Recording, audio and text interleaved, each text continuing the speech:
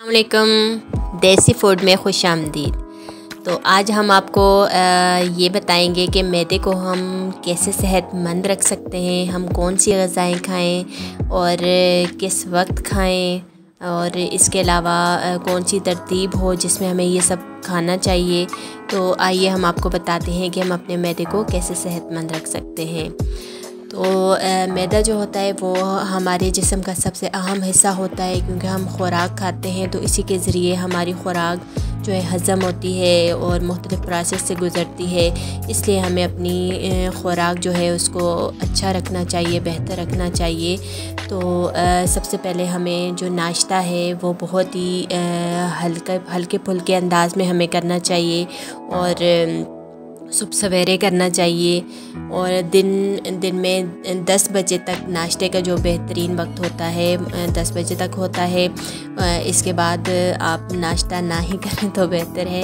अच्छा, दोपहर के खाने का वक्त जो बेहतरीन होता है वो दोपहर 2 बजे का होता है, और रात के खाने का वक्त जो सबसे बेहतरीन होता है वो मगरिब का वक्त होता है। और अगर आप ये रूटीन बना लें तो ये बहुत ही ज़बरदस्त है। अच्छा, दूसरी बात ये कि नाश्ते के बाद हल्की वर्जिश करनी चाहिए, मसलन लटकना या उछलना कूदना, ताकि जोड़ों में वर्जिश भी रहे और आपके जोड़ जो हैं वो आसानी से मूव कर सकें। अच्छा, दोपहर के खाने के बाद कुछ देर हमें आराम करना चाहिए, तकरीबन 3 घंटे। और रात के खाने के बाद चहलकदमी तकरीबन 40 कदम चलने बहुत ज़रूरी हैं, ये सुन्नत भी है। और तीसरी अहम बात यह है कि खाना इस कदर लें कि कुछ हिस्सा पानी हो और कुछ हिस्सा हवा के लिए खाली रहे। इतना चबाएं कि खुराक मुंह में ही रकीक हो जाए। और क्योंकि निज़ाम हज़म की इब्तिदा ज़बान से और मैदे की रतूबत से होती है, और इब्तिदा में सूंघने से ही हो जाती है।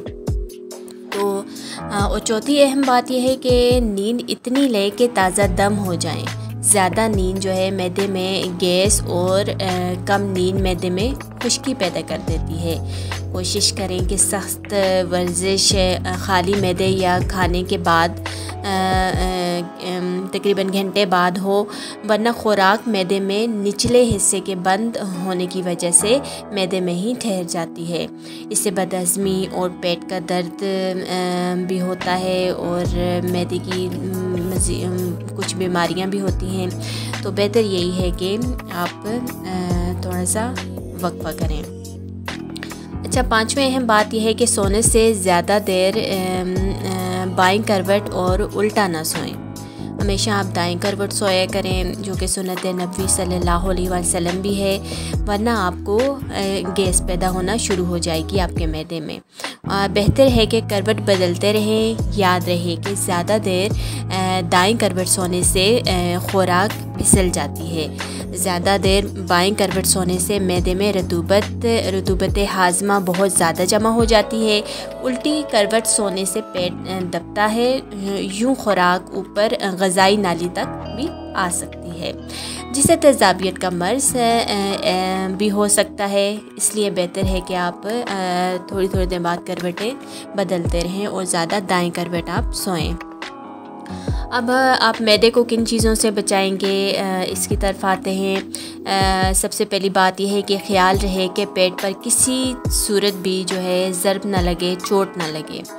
दूसरी बात यह है कि स्ट्रेस से आपने बचना है, डिप्रेशन से बचना है, क्योंकि स्ट्रेस जो है वो स्ट्रेस हार्मोन्स जो हैं से मैदे के जो अंदर एक रतूबत सी पैदा हो जाती है, जो खुराक के वापस आने से रोकने के ज़ामिन है, और ज़ामिन हो जाती है और कमज़ोर हो जाते हैं। इसके अंदर जो एक रतूबत हो, जिसे आसुराए बुआब कहते हैं, वो कमज़ोर हो जाती है।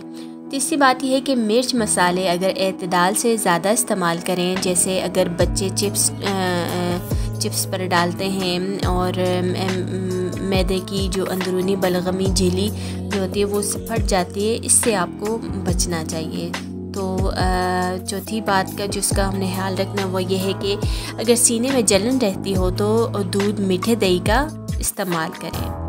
और अगर भूख कम लगती हो तो तेज़ाबियत की ज़्यादती पर गौर रखना चाहिए।